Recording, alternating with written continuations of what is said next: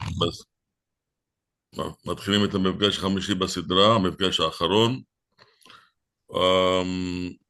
רק נזכיר לחדשים שהסדרה הזאת היא סדרה משותפת של האקדמיה ללשון ערבית ואילמה, ולאור ההצלחה, זו הייתה מעין סדרת פיילוט, אנחנו מכריזים בזאת שנעשה זאת גם בשנה האקדמית הבאה. אני מזמין את דוקטור דורית גוטפלד, שהיא גם וגם, לנהל את ההרצאה של היום, הרצאתה של דוקטור חנן בשארה. בבקשה. טוב, ערב טוב לכולם.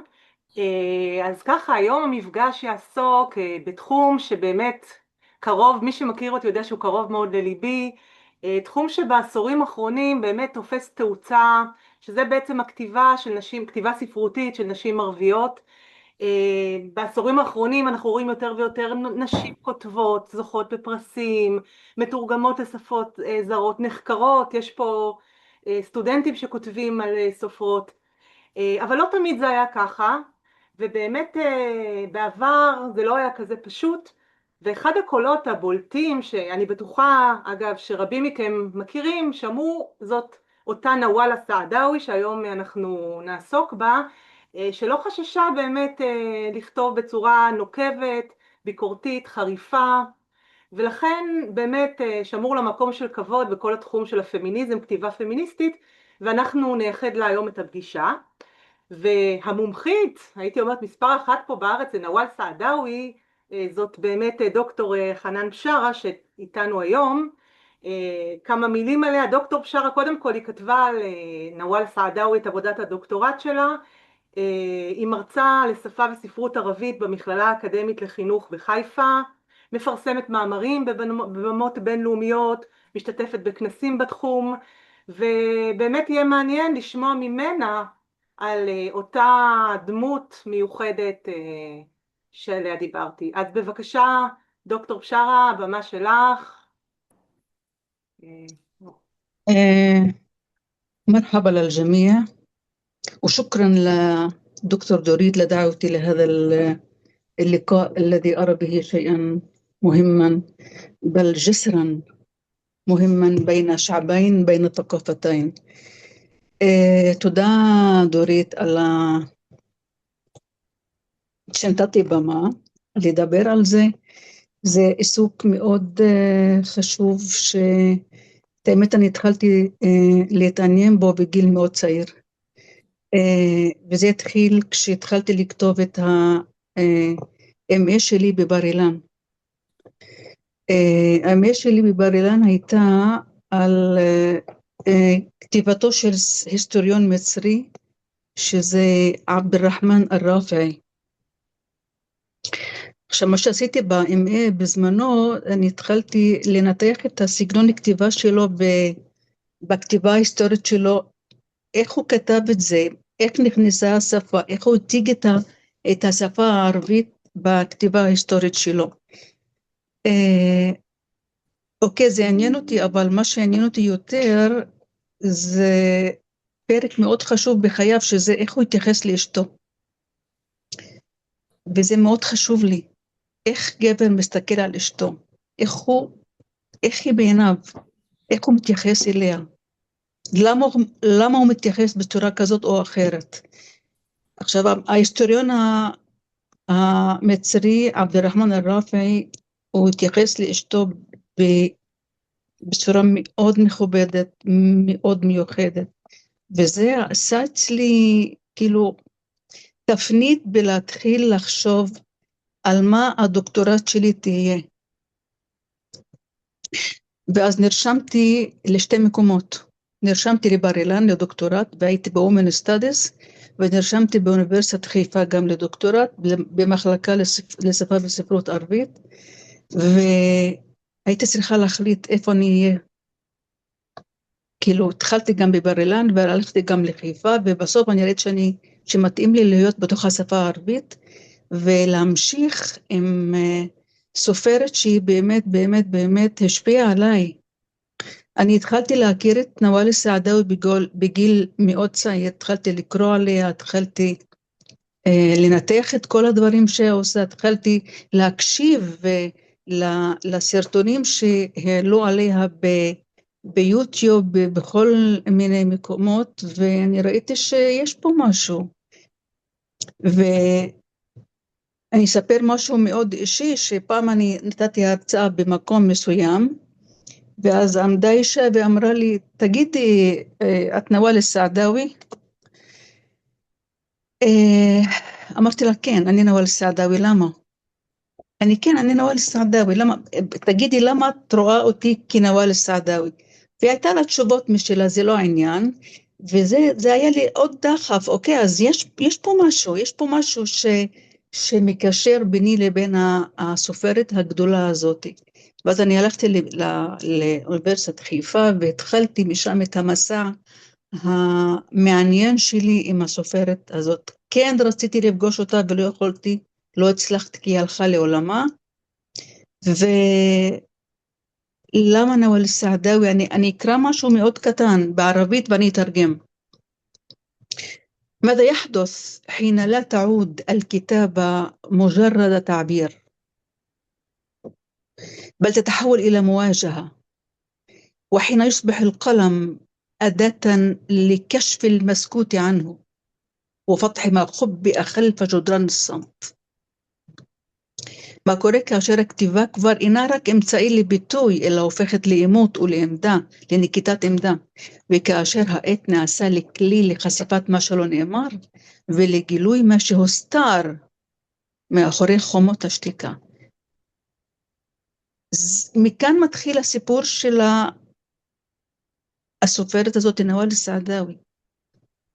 היא לא שתקה, היא בחרה לדבר, להתאמת, וזה התחיל דרך הכתיבה שלה, ואחר כך היא התחילה להתאמת באופן אחד מול השני, גם בתוך מפגשים שלה בטלוויזיה, ביוטיוב, וזה היה לה קשה. אני אומרת לכם, זה מאוד קשה להיות אתה, זה מאוד קשה להגיד את המילה שלך, ואתה יודע שכולם נגדך, זה מסע לא ברור לאן זה יוביל, לאן אתה מגיע בסוף, במיוחד כשאת אישה. כשאת אישה, שאת בוחרת לא לרצות אף אחד, אלא לחשוף, לא לייפות, אלא להסיר, ולתת לאמת לצאת. זה הכתיבה שלה. כל מה שכתבה, זה בדיוק נופל תחת המילים שאמרתי עכשיו. היא בחרה להיות לא מקובלת, היא בחרה לא להיות תחת הכותרת של מסורת.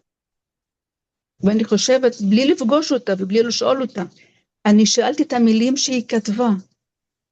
היא ידעה מה מחכה לה, והיא ידעה שזה מסוכן, והיא ידעה שירדפו אחריה, והם באמת רדפו אחריה, והיא ברחה לארצות הברית, והיא שם הייתה בנורת קרוליינה כמה שנים, ואחר כך היא חזרה, ולפני זה אני אקח שתי יצירות שלה, ואני אספר על כל מה שהיה לה. עכשיו, אני אקח פרק שעשיתי בדוקטורט שלי, שזה, קראתי לזה, התעלוק, אני אגיד זה בערבית, אחר כך בעברית, התעלוק בין הסירה וכתיבת אל-כתב.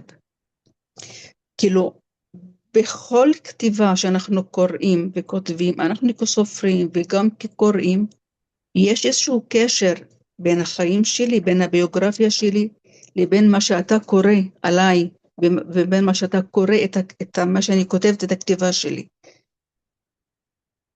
אם אני אקח את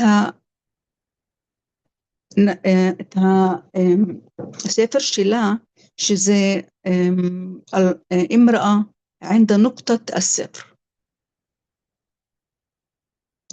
הספר הזה היא כתבה ב-73. אני לקחתי את הספר הזה, והתחלתי לקרוא את הביוגרפיה האישית שלה. אוראקי חייתי. בתוך הספר אוראקי חייתי, ובתוך הספר שזה ריוויה, אמראה עند נקודת הספר, יש כמה דברים מאוד מאוד דומים. למשל, אני אספר לכם קצת על הרומן אמראה עند נקודת הספר, ואתם תחליטו. עכשיו, ברומן הזה אנחנו מתחילים בתוך בית כלא. יש לנו רופאה שהחליטה לעשות איזשהו מחקר על כל האנשים האלה שנכנסו לכלא. האחראים על הדבר בכלא, כאילו, אומרים לחוקרת הזאת, לרופאה הזאת, תלכי תבדקי מה קורה עם האישה הזאת שקוראים לה פרדאוס. מי זאת פרדאוס? פרדאוס זאת אישה שנכנסה לכלא כי היא הרגה גבר, הרגה איש. אני אקרא לו גבר איש. זה הסצנה הראשונה ברוויה, ברומן. ואז פתאום אנחנו הולכים לילדות של פרדאוס. פרדאוס ילדה קטנה, כמו כל ילדה, משחקת בחצר, ואז יש איזשהו ילד קטן שקוראים לו מוחמדן, שהוא מתחיל לעשות כל מיני דברים לא טובים, אני אקרא לזה תחרוש, אוקיי?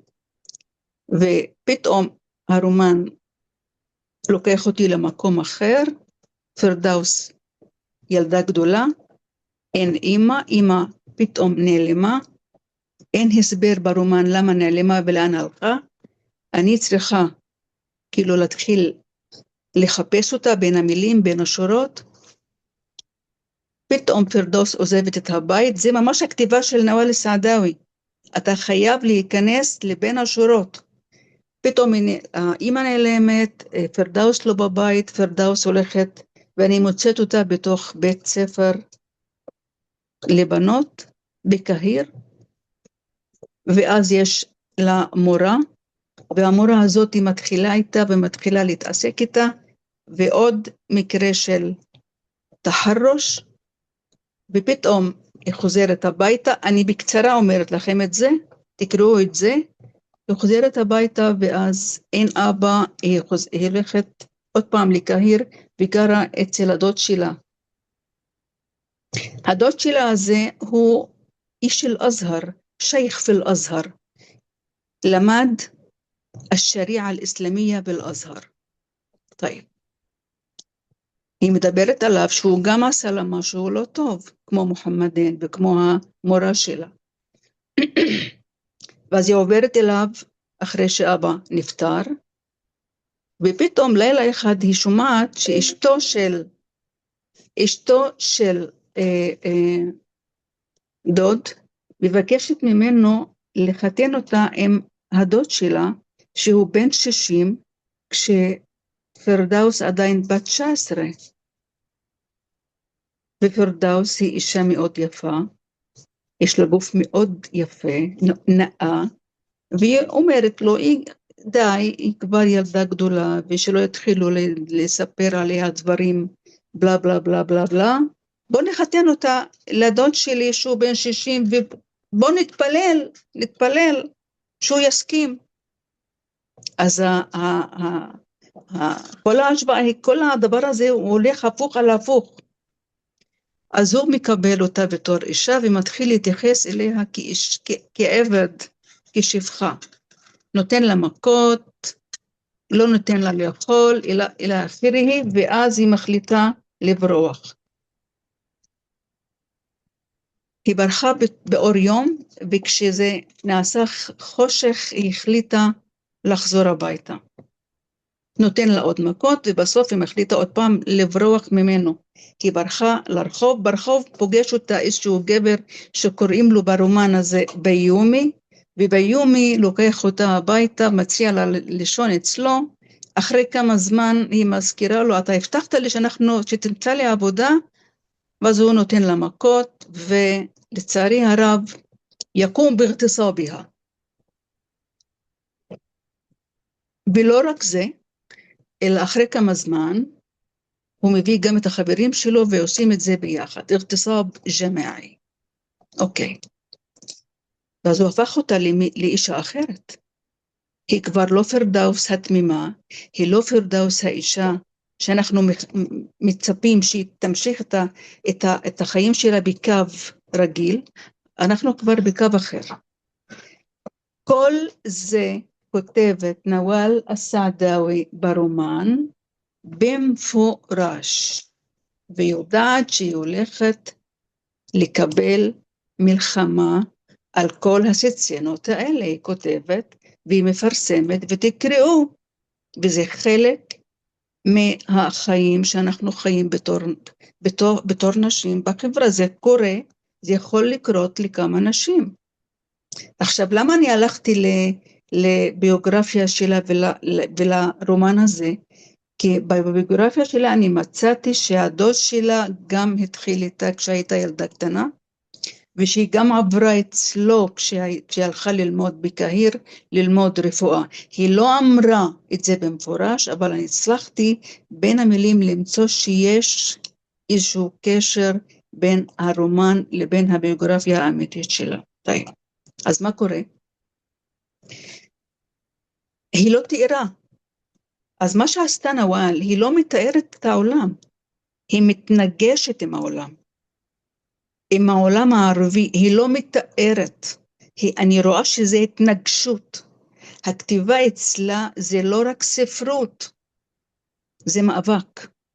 היא התחילה את המאבק הזה דרך רומנים, סיפורים קצרים, וגם דרך ספרים מדעיים כמו אל-מראה ואל-ג'נס. בספר שלה אל-מראה ואל-ג'נס, מי שקורא את זה הוא אומר, אוי ואבוי, איך היא כתבה את זה? ואיך פרסמו, איך קראו את זה? זה ממש קריאה למרד. כל מה שקרה במילים שלה זה קריאה למרד, היא מתנגדת לכל סמלי הסמכות, ואני הולכת לדבר על זה עוד מעט. אל-סעדאוי לא שאלה שאלות פשוטות. היא חדרה לאזורים שאסור לה היה להתקרב אליהם. כמו הגוף. באלאדב אל-ערבי, בספרות הערבית, ישנה מילה הטאבו. הטאבו זה 3 אזורים שאסור להתקרב אליהם בעולם הערבי בכתיבה, אצל סופרים. הגוף, אל-ג'סם, يعني אל-ג'נס, הדת, הדין, הסיאסה, הפוליטיקה. אתה לא יכול לכתוב על אנשי פוליטיקה, אתה לא יכול לתאר את מעשיהם, אתה לא יכול להתנגד, יש עונש, יש עונש ממש, שלפעמים זה מגיע לעונש מוות. אל-ג'נס, אסור לך לכתוב על אל-ג'נס. אל-ג'נס במובן גוף האישה. אל-ג'נס זה רק במובן של גוף האישה. الدين لا يمكن الكتابة عن الدين في الوطن العربي. إذن هو مثلث. هذا المثلث من الصعب أن تتحدث عن أركانه الثلاثة. ونوال السعداوي اختارت هي בחרה רק לדבר על 3 נושאים האלה, ורק לנגוע בשלושה ברומנים, בסצנה באמרה, עند נקודת הספר היא מתארת מה בדיוק עשה לה הדוד שלה. היא תיארה לאן הגיעו האצבעות שלו. היא תיארה בדיוק מה עשה. הוא עשה מעשה סדום בילדה קטנה, והיא אומרת, ואנה מה זלת طفلة. يعني هي بتقول أنا طفلة لا أفهم من الأمر شيئا. وأنت شيخ، أنت تدرس الشريعة، كيف تفعل هذا؟ כל זה ראינו, והיא הפכה את זה לדעתי למעין זירות של אימות. היא התאמתה עם כולם. אני לא יודעת למה עשתה את זה. אני ניסיתי כל הזמן, يعني هل يمكن أن المرء لا يخاف إلى هذه الدرجة؟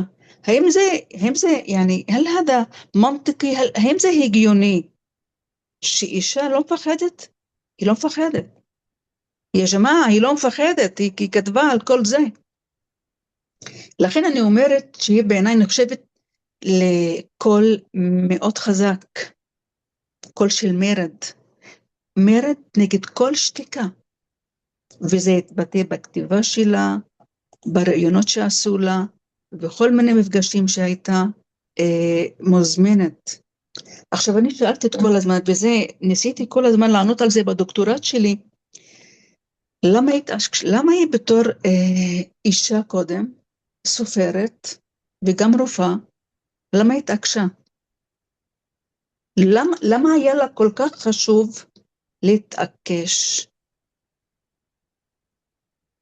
על כל זה?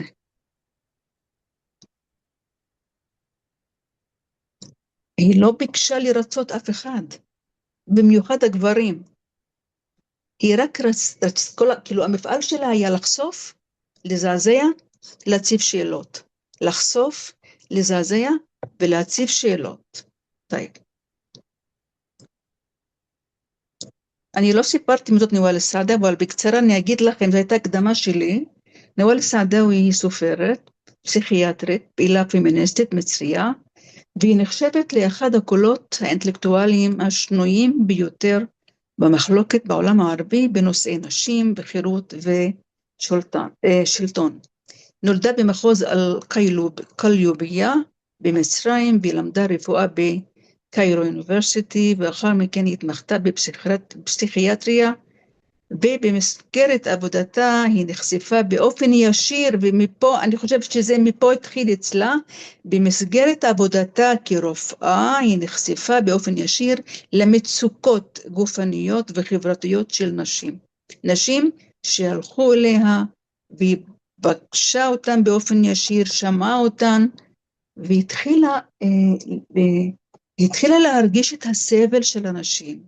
התחילה לשאול את האנשים האלה שאלות, והייתה לה כל הזמן שאלה, אני זוכרת, היא אמרה את זה פעם, היא אומרת, בראיון אחד, היא אומרת, אני שאלתי אישה, למה את שותקת?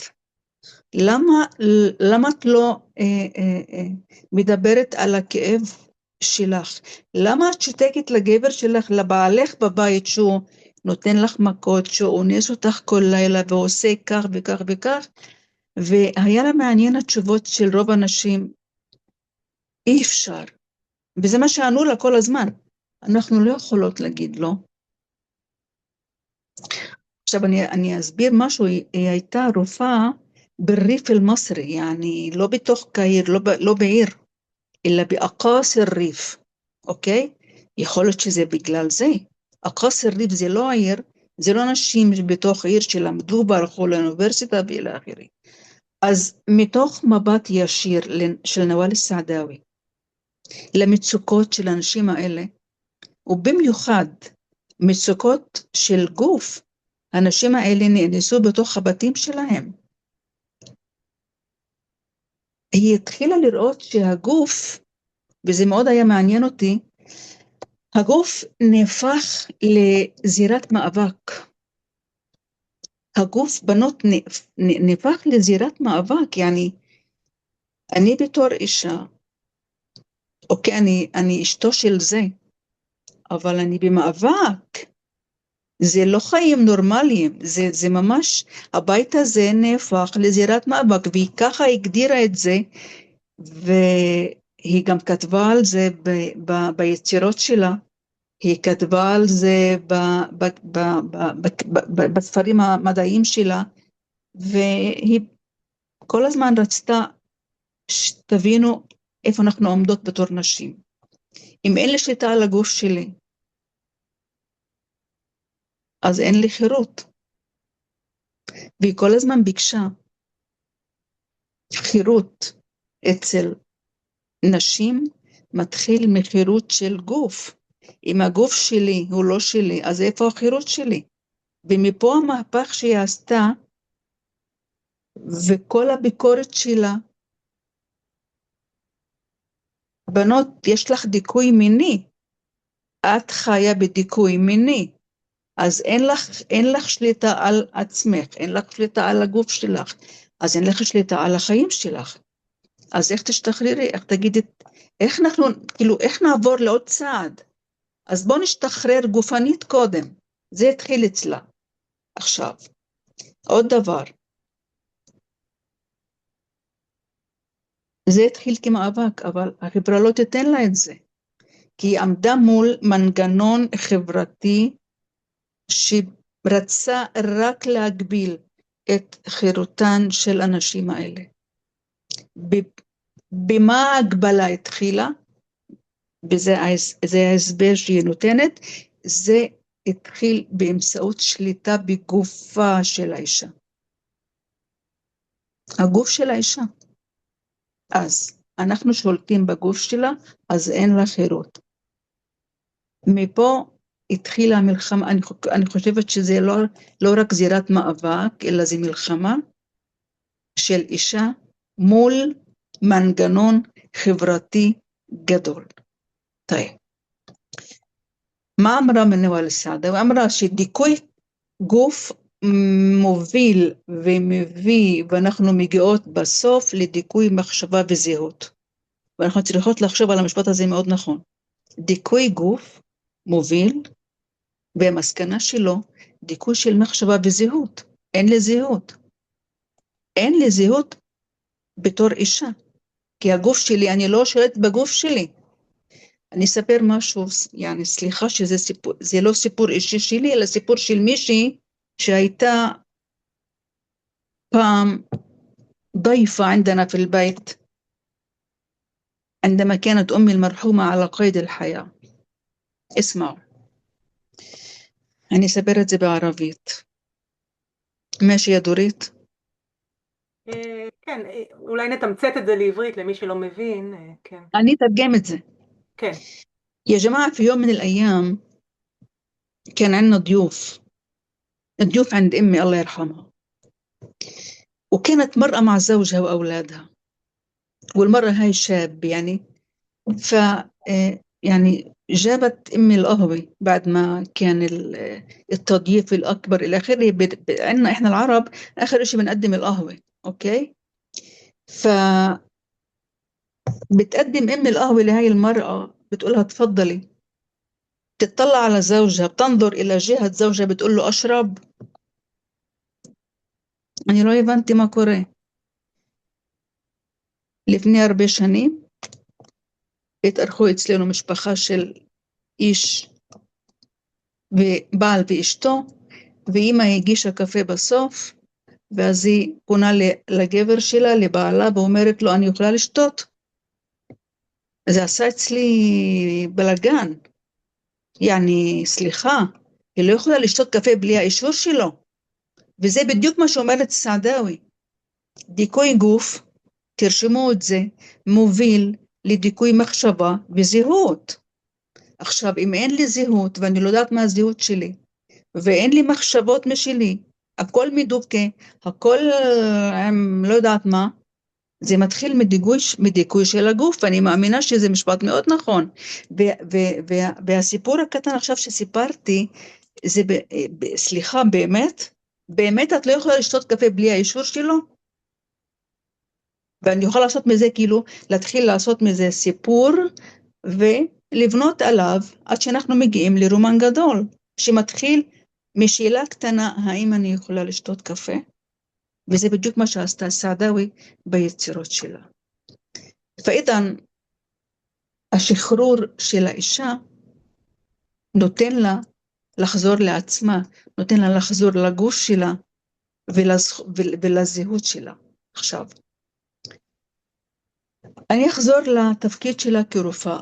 התפקיד שלה בתור רופאה, לדעתי, זה מה שנתן לה את האור, האיר את כל העולם שלה, כל העולם הכתיבה שלה, כל העולם היצירות שלה, והתחילה לשפוט את הדברים מתוך סיפורים אמיתיים של נשים שהם עברו דרכה והתחילו לשפוך דברים. בקצרה, לדעתי היה לה מרחב של התנגדות, מרחב של מילים שדיברה אותם וכתבה אותם באופן מאוד מאוד ישיר, דיכוי נשים, אלימות גופנית, איך הדת, איפה אני בתוך הדת, איך מסגר אותי הדת, הפוליטיקה, איך אנשי הפוליטיקה הסתכלו עליהם, אנחנו כולנו מסתכלים על סרטים מצריים, עכשיו יש לנו הרבה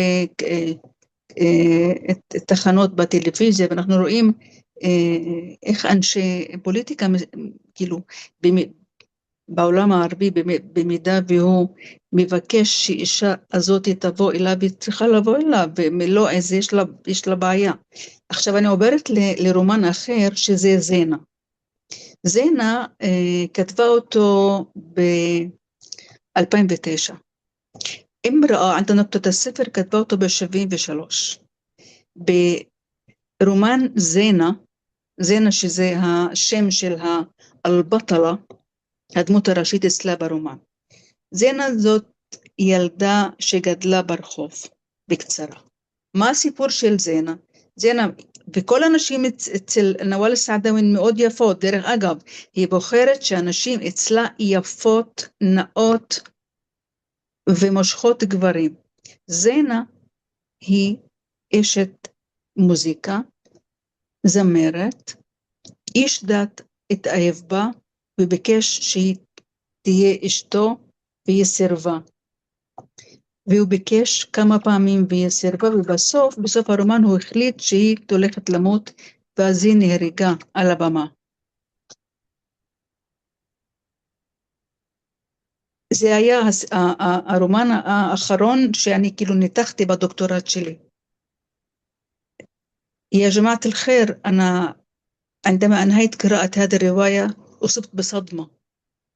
يعني أنت كيف تقرر أن تقتل الفتاة لأنها لا تريدك زوجا لها؟ איך אתה מחליט לסיים חייה, זהו לשים קץ לחייה של אישה, כי היא בחרה שהיא סך הכל לא רוצה אותך. אני חוזרת לזה, שליטה על הגוף. שליטה על הגוף. את שלי, ואם לא שלי, את לא של אף אחד אחר. זה בדיוק שנוואל סעדאווי מתחילת הרומן 73 אמרה, ענדה נוקטת הספר ועד זנה, הגבר מבקש כל הזמן לשלוט בגוף שלה, וזה דבר שהיה כל כך ברור ביצירות שלה. טוב.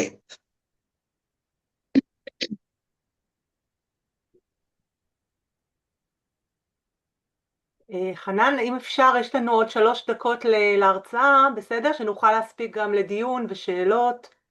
יש לי עוד הרבה מה להגיד, דורית. כן, אם אפשר ככה לתמצת את זה בכמה דקות, שנוכל להספיק, אני בטוחה שיש פה שאלות לקהל, בסדר? טוב, 3 דקות אני אתמצת. כן. אני לא הסתכלתי על השעון. אני לא הסתכלתי על השעון. טוב. את ממש מרתקת. תודה רבה. מרתקת, אבל אנחנו רוצים גם לשאול שאלות, ולכן כדאי לסכם. אז אני עושה סיכום. נוואל סעדאווי התעסקה ב3 סמכויות מרכזיות. סמכות החברתית, שזה המסורת שהגבילה את הנשים, הסמכות הדתית, שזה כל הפרשנויות הגבריות של טקסטים דתיים שממש מגבילים את הנשים ואת הגוף שלהן, ואת הסמכות הפוליטית, שזה הדיכוי וההדרה של נשים. המודלים שנוואל סעדאווי הציגה, זה מודלים שונים. אני קודם כל אמרתי את זה לפני כמה דקות, שאישה אצלה היא תמיד יפה, היא תמיד נאה, אבל היא מדוכאת, והיא קורבן של החברה. אישה היא מודעת שיש לה דיכוי, ולכן היא מדברת על זה, והיא גם מתחילה להיות אישה מורדת, ואז אני מוצאת שזנה, הרומן האחרון שלה היא כן הייתה מורדת, והיא אמרה לו אני לא אתחתן איתך, והיא שילמה על זה בחייה. השפה שלה, נוואל סעדאווי, כשאמרתי, היא שפה ישירה, היא שילבה בין ספרות להגות, והיא נשענה על ניסיון חיים ועל המציאות. היא אישה שמעוררת הרבה מחלוקת, לכן היא ספגה הרבה ביקורת, והיא נרדפה, וחלק אפילו מכתביה נאסרו לפרסום, ואז היא נאלצה לפרסם את זה בביירות, ולפעמים בלונדון. השפעתה, האישה הזאת הייתה לה השפעה מאוד מאוד מאוד עצומה, כי היא הלכה והיא בחרה לדבר על 3 أشياء لا يمكن التطرق إليها: الجنس، الدين، السياسة. שוכרן. תודה רבה על ההרצאה מעניינת, ועכשיו אני בטוחה שיש לכם הרבה מה לשאול, אז הנה הבמה עכשיו שלכם. מישהו אז יש לו כמו שאלה? שנאמר קודם, זה ממש היה מרתק. מעניין אותי אם א', יש לה ממשיכים בקו שהיא עבדה, וגם קצת פרטים אישיים על האם היו לה צאצאים, קצת פרטים עליה, כי בעוונותיי הרבים לא שמעתי עליה, ובשבילי עכשיו זה ואידך זיל וגמור, מה שנקרא. יש לה הרבה ממשיכים עכשיו, ויש לה הרבה נשים שהתחילו לכתוב בסגנון שלה, ולהפתעתי שזה בלחליג', אוקיי? יש לה ילדה שהיא גם כותבת, ששמה זה מונה חלמי. יש לי משהו להגיד לכם, שנוואל סעדאוי התחתנה 3 פעמים.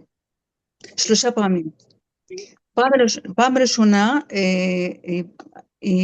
הוא אמר לה, את לא תעבדי יותר, אמרה לו, אני כן אעבוד, והיא התגרשה. פעם השנייה התחתנה עם איזשהו איש מתוך העולם הרפואה שלה, ופעם חזרה אחרי שעשתה שהוא ניתוח, וכן על משרת בידיה, אוקיי? ואז הוא אומר לה, את לא יוצאת יותר, ואמרה לו, אוקיי, אתה אומר שאני לא יוצא, והיא כמעט אימה עליו, והיא תכניס לו את זה לתוך הצוואר שלו, אמר לו, אוקיי, ואז היא התגרשה. אז היא מדברת על כל זה בביוגרפיה שלה באופן ישיר, לא אכפת לה. עכשיו היא רוצה להיות דמות כאילו שמכתיבה לחברה, יכול להיות שכן. יש לה צאצאים, כן, ומלא, מלא עכשיו, ויש רשימה, אני אפילו אשלח לכם רשימה של סופרות ערביות, שכתבות אפילו יותר קשה מהסגנון שלה, בתוך סוריה וגם בלחליג'. רציתי, אפשר כן, שאלה קצרה? כן. האם כל ההתנהלות היום שקורית בין גברים, נשים, לא רק בעולם הערבי, אלא גם בעולם המערבי, אנחנו היום נתקלים באותן תופעות בדיוק של חוסר כבוד, חוסר שליטה, זה מאבק שנמשך גם היום, האם זה כך? עכשיו אתה לוקח אותי לפולמוס, כאילו לדיון חברתי ולא דיון ספרותי. אני דיברתי על סופרת ועל מישהי שהיא רק כתבה, ואני ניתחתי את המילים שלה ואת הדמויות שלה. עכשיו אם אני אקח את השאלה שלך, כן, זה לא רק משהו שמייחד את החברה הערבית, זה יכול לקרות בכל חברה, כי אם גבר מחליט להרגיש שהוא המלך, והוא חי בתוך פריז, או חי בתוך לונדון, או חי בלחליג' אל-ערבי, זה בחירה אישית שלו. לכן אני לא אומרת שזה מה שעשתה נוואל סעדאוי, זה מייחד את החברה הערבית, זה יכול לקרות בכל חברה שגבר מחליט שהוא מלך. אין ברור, מלך. ברור, אין. כן, ברור. תודה. כן. שמואל רוצה לשאול שאלה, כן. כן, אני באמת רוצה לשאול שאלה, הרצאה ממש מרתקת, והשאלה שלי, אני גם פעם ראשונה בחיי שומע על נואל אל-סעדאוי, ורציתי לשאול האם את כתיבתה של נואל אל-סעדאוי אנחנו יכולים להגדיר יותר ככתיבה פמיניסטית מובהקת, או יותר ככתיבה חברתית, או יותר פוליטית, או גם זה כאילו. אנחנו, ברור שהכתיבה שלה היא נגד מוסכמות בתוך החברה הערבית, אבל איך אנחנו יכולים להגדיר את הכתיבה שלה? כל מה שאמרת זה נכון. גם זה וגם זה וגם זה וגם זה. כי היא התעסקה בטאבו, וזה מה שאמרתי. הטאבו שזה על ג'נס, מין, על דין, דת, והסיאסה, פוליטיקה. אז כן, השאלה שלך היא התעסקה בכל זה. כן. והיא התנגשה בזה, היא לא רק התעסקה, היא לא תיארה, היא התנגשה בזירות האלה, התנגשה בהם. כן, יש לנו עכשיו אסמה, רצתה לשאול משהו?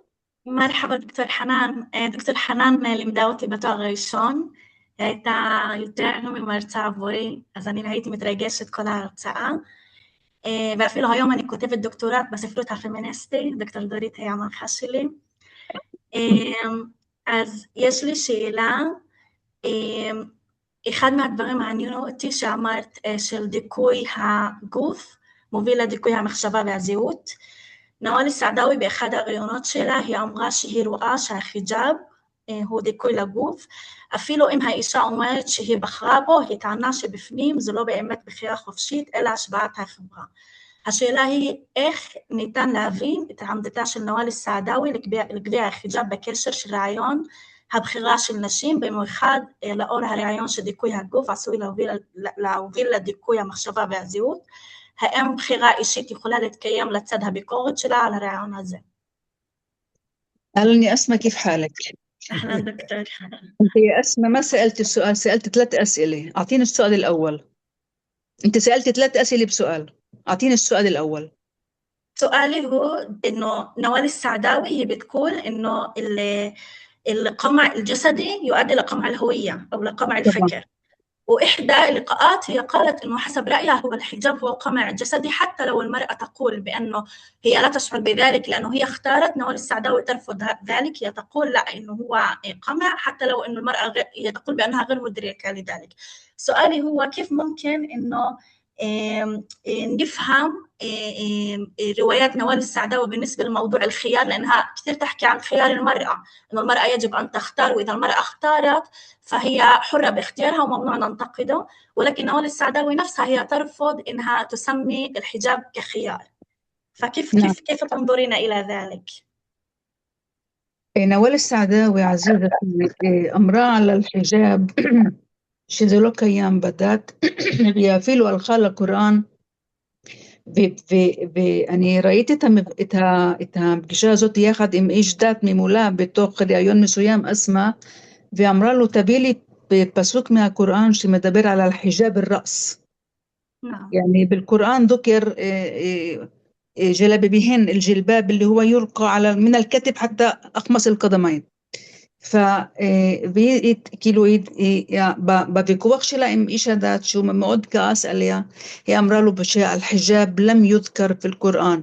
עכשיו איש דת אחר שהיה לצידה בפגישה אחרת يا أسماء, הוא אמר חיג'אב זה غطاء, الحجاب هو غطاء, כיסוי, וכיסוי זה לא, תראי, חתם, כשאת הולכת לענוד, הוא כיסוי למקום הזה, איפה שהחתם נמצא, טוב? וחיג'אב זה לא משהו שאנחנו שמים על הראש, זה כיסוי, זה ריטה לגוף. ועכשיו, מה היא אמרה על זה? היא בטח שהיא אמרה שזה לא מתוך בחירה, והיא אמרה שזה כן דיכוי וכן מכריחים את האנשים ללכת עם זה, ואישה לא יכולה להגיד שאני בחרתי בזה. עכשיו במקביל אסמה יש נשים שאומרות לא, אנחנו הולכות עם חיג'אב, זה הבחירה שלנו, אנחנו כן משכנעות שזה מה שצריך ללכת איתו. היא לא הכריעה, כאילו מה היא لم تفصل في هذا الكلام, היא לא הכריעה يا אסמה, היא לא יכולה. זה מה שאני אמרתי לך, זה הזרם הנגדי שלה נגד זרמים חברתיים מאוד חזקים, שזה אנשי הדת. אין לה הכרעה בנושא, אבל היא אמרה את הדעה שלה במפורש, אין חיג'אב באסלאם. כן, עכשיו נרג'יס מחכה כבר הרבה זמן, ואחריה איציק. כן, נרג'יס. שלום לכולכם קודם כל. דוקטור חנן, קודם כל הצעה מאוד מרתקת, היא נוגעת לתחומים הכי מעניינים אותי גם כן. שאלה, האם היא דיברה בכלל חנן ביצירות שלה על נשים עצמם שהן מחנכות ומעבירות דיכוי לבנות שלהם? כאילו אני שמתי לב בהרבה יצירות, אז מעניין אותי גם נואל אם היא עושה הדבר עצמו, ואף פעם לא הזדמן לי לחקור את זה לעומק, למה כאילו אם מצאת במקרה, אז מה מצאת כן שמה? זה מעניין יותר אם את מבינה את השאלה, כי גם נשים מעבירות את זה, תדעי לך, אז למה זה כאילו מתוך אי השכלה, פחד? מעניין לחקור את זה עד העומק. האם היה לך דבר כזה? כן, היא דיברה על אימא שלה, سمع عزيزتي هي דיברה על אימא שלה لما عندما مرت نوال السعداوي بعملية الختان. اسمعي، نوال السعداوي ختنت. ما معنى ختنت؟ אין את המילה בעברית, זה מוהל, מי שעושה את זה זה מוהל בעברית. מילת נשים. מילת נשים. מגילת נשים? מילת נשים. נוואל السعداوي בילדות שלה פתאום התעוררה והיא ראה אימא שלה ועוד שתי נשים, כל אחד תופסת ברגליים, אחת ברגל זאת ימין ושמאל, ועושים לה את זה, אוקיי? והיא תתחדث عن هذا وتقول فقدت الشعور باللذة. هي تحدثت عن هذا بشكل صريح وتلوم أمها حتى الموت كانت تلوم أمها. عاد شي الخالي علماء هي אמרה שאמא עשתה לי עוול, אני לא מרגישה שאני אישה. אני לא הרגשתי שאני אישה, כי הם לקחו את החלק הזה ולא שאלו אותי, היא הייתה ילדה קטנה. עכשיו אני מצאתי את זה גם בתוך הרומן אמראה ענד נוקטת הספר, היא מדברת על זה, נרג'ס סאלתני, יא עזיזתי נרג'ס. את יכולה למצוא את זה בתוך היצירות שלה, באמראה נוקטת הספר כמן البطلة تمر في عملية ختان، ونوال السعداوي أيضا مرت في عملية ختان، وإذا قرأت لها لما تلاخذ لبيوغرافيا شلا أوراق حياتي، وأعتقد تجدين هذا في أوراق حياتي الجزء الأول بيرك ريشون كان ممكن في مذكرات طبيبة أيضا. نعم مذكرات طبيبة أيضا. نعم هي تتحدث عن هذا بشكل صريح ومؤلم جدا، تحدثت عن هذا. إذن هي لم تخفي هذا لا في مذكراتها ولا في رواياتها إلى آخره. איציק, שאלה? أنا عندي سؤال. רק רגע סמיה, איציק כבר מחכה ואחר כך את? כן. אוקיי. לא שומעים אותך איציק, אתה על מיוט. תודה על ההרצאה המרתקת, ואני רציתי לשאול לגבי העמדה שלה בנושא הדת, האם היא יצאה נגד הנחיות הדת בקשר לנשים, או שהיא טענה שצריך לפרש מחדש פסוקים מהקוראן או חדית'ים לפי הפרשנות הפמיניסטית? لا היא לא ביקשה לפרש פסוקים מחדש, פסוקים מהקוראן או مثلا אחדית לרסול, לא, היא לא עשתה את זה. היא רק אמרה שיש עוול בתוך הדת, ומי שעושה את זה זה אנשי הדת ולא הדת. דרך אגב, אני כל הזמן שואלים אותי הסטודנטים, אז למה היא הולכת נגד הדת? יא ג'מאעה, היא לא הולכת נגד הדת, היא הולכת נגד אנשי הדת. היא הולכת במפורש נגד אנשי הדת, שהפירושים שלהם עשו עוול לנשים. זה מה שעשתה כל הזמן, ולכן היא נרדפה הרבה שנים, ולכן היא ברחה, והיא מתארת את זה בביוגרפיה שלה. תקראו את הביוגרפיה שלה, תלכו לאוראק חייתי 3 אג'זא', שם כל האמת, כל האמת מה שעברה.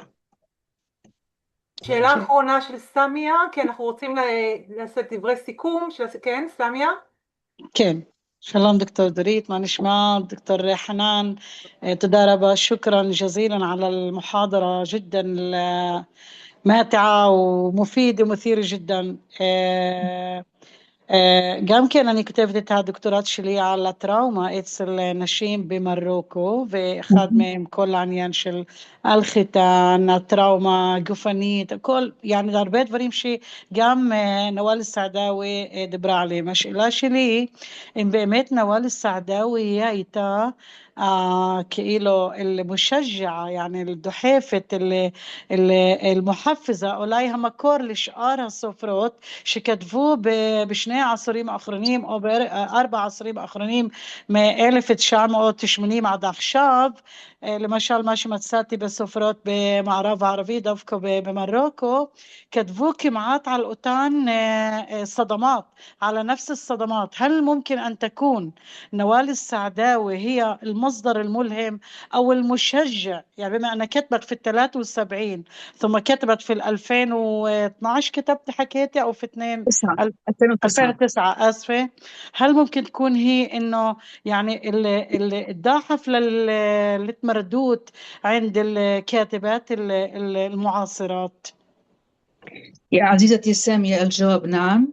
طبعا هي لم تكن الوحيدة، لكن هي كانت الأقوى وكانت الأبرز، لأنها هذه المرأة لم تكن تهاب شيئا. يعني أنا عندما أتحدث عنها الصبايا وأنتم يا أفاضل الرجال الموجودين هنا، أنا أتحدث عنها بفخر. يا تعرفي، هل تعلمون ما معنى أن لا يخاف الإنسان؟ هذا تحرر. الخوف يقيد. הפחד מגביל, והיא דיברה על זה. הפחד מגביל. לא לפחד, אתה מרגיש חופשי, אתה חי חופשי, אתה מדבר חופשי, אתה מתבטא חופשי, כי אין לך פחד. והיא לדעתי הייתה מעין השראה להרבה נשים להתחיל לצאת ולדבר על כל הדברים האלה מבלי לפחד. يعني أنا أعتقد أنها كانت تقول لنفسها العمر واحد والرب واحد، واللي يصير يصير. עכשיו יש שאלות, אני רוצה להגיד עוד משפט אחרון, דורית. אוקיי. בזה אני מסיימת. ברשותך יא דורית. تقول في امرأة عند نقطة الصفر كنت أبحث عن شيء يجعلني أشعر أنني إنسانة.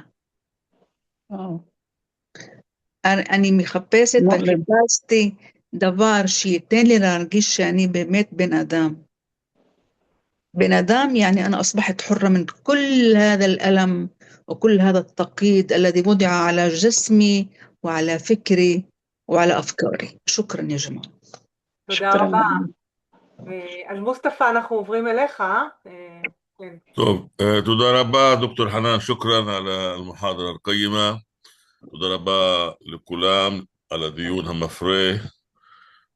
אני ברשותכם רוצה לסכם סדרה מאוד מעניינת, חשובה בעיניי, כדי להביא את הידע הזה לציבור הרחב ולידע הכללי שסובל רבות בדעות קדומות, ומן הראוי לקחת את הדברים מהמקורות המהימנים של חוקרים את התרבות הערבית, הספרות הערבית, ואת כל התופעות הרלוונטיות. אז אני בשמכם רוצה להודות לוועדה האקדמית המארגנת, פרופסור אורן יצחק, פרופסור חסן חמזה, דוקטור דורית גוטפלד, ואני מבטיח ששיתוף הפעולה הזה יימשך גם בשנה האקדמית הבאה. בבקשה רונן, אם אתה רוצה לסכם בכמה מילים. כן. אז אוקיי, אז תודה רבה מוסטפא. אני אומר שהרעיון היה, מאחר ואילמה, האגודה הישראלית ללימודי המזרח התיכון והאסלאם, כוללת בתוכה חוקרים וגם אנשים שמתעניינים בתרבות הערבית, הרעיון של מוסטפא ושלי היה ליצור סדרת הרצאות שבאמת תפתח צוהר. הסדרה הזאת היא לא אמורה לכלול את כל מה שקשור לתרבות הערבית. אי אפשר לכלול בסדרה אחת, אבל היא, כמו שמוסטפא אמר, זה פיילוט, שרצינו לראות, לחוש את הקהל, לראות שאכן יש לזה היתכנות לסדרה הזאת, ובכוונתנו לערוך סדרה נוספת, המשך לסוגיות נוספות, עם חוקרים נוספים, שתעסוק גם היא בתרבות ערבית, בהיבטים נוספים. ההרצאות של, 5 ההרצאות של הסדרה הזאת הוקלטו. טלי שנב, מנהלת האגודה, שזה המקום גם להודות לה, על כך שהיא זאת שמפעילה את האתר ואת הזום הזה, היא מפעילה, והיא עורכת את ההקלטות. ההקלטות יהיו זמינות בערוץ יוטיוב מיוחד של האגודה, שם יש גם הרצאות, יש הקלטות גם של אירועים אחרים שנעשו מטעם האגודה. מי שרוצה כמובן לשמוע על האגודה, להכיר אותה יותר, להיחשף לתכנים שלה או להיות חבר האגודה, כמובן יכול לעשות את זה. יש את הפרטים שטלי שלך, אולי תשלח את זה שוב. אני רוצה להודות כמובן לחברי הוועדה, וגם לפרופסור מוסטפא קאבה שהיה שותף לסדרה הזאת, ושותף פעיל כמובן לסדרה וגם הנחה אותה. לכם חברים יקרים על כך שבאמת השתתפתם, נהניתם אני מניח, ואנחנו ניפגש באירועים הבאים של האגודה ושל כמובן של האקדמיה ללשון הערבית. אז תודה רבה לכם, ותודה רבה מוסטפא ולכל החברים. תודה רבה. ביי ביי. תודה לכם. ביי ביי.